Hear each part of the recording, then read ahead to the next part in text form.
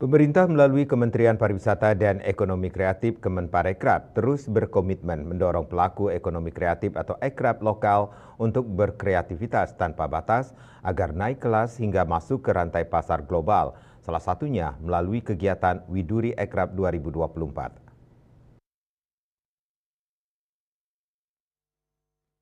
Menparekraf Sandiaga Salahuddin Uno secara virtual dipantau di Denpasar mengatakan, dengan berkembangnya industri kreatif di era digital, kekayaan intelektual menjadi kebutuhan yang harus dipenuhi.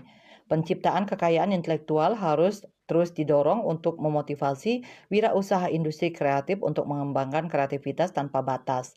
Pihaknya berharap seluruh peserta Widuri Ekraf 2024 menjadi pelopor dalam mengangkat nilai ekonomi kreatif Indonesia terus berkembang from local to global.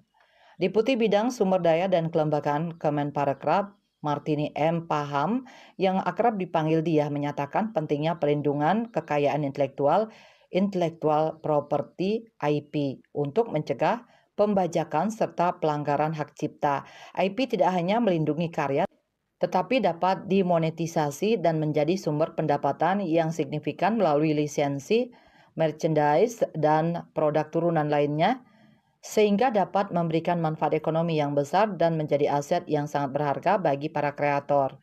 Direktur Pengembangan Sumber Daya Manusia Ekonomi Kreatif Kemenparekraf Fahmi Akmal mengatakan kegiatan ini bukan hanya sekedar pertemuan, tapi juga peluang bagi 16 peserta pelaku usaha terpilih untuk bisa bekerja sama dengan stakeholder lainnya.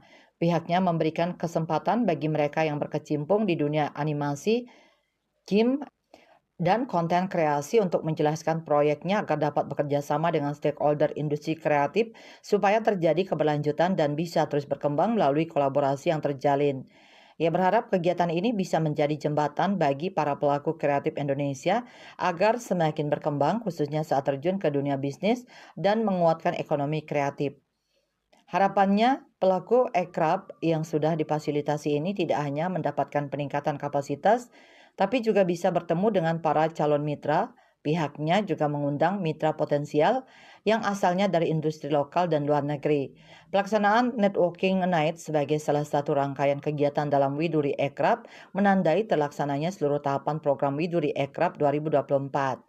Tahapan Widuri Ekraf 2024 yang sudah dilakukan dimulai dari open call, pelatihan offline di 7 kota, Depok, Bandung, Solo, Yogyakarta, Surabaya, Malang, dan Tangerang Selatan, serta mentoring online selama 1 bulan dengan membuat teaser, pitch deck bisnis, dan bisnis plan. Acara ini turut dihadiri 10 mitra yang diharapkan bisa memberikan peluang kepada para wirausaha kreatif ini. Selain itu, ada pula stakeholder lain dari kementerian lembaga terkait seperti Kemenko Marves, Kementerian Ketenagakerjaan, dan pemerintah daerah. Rah Bisnis Bali melaporkan.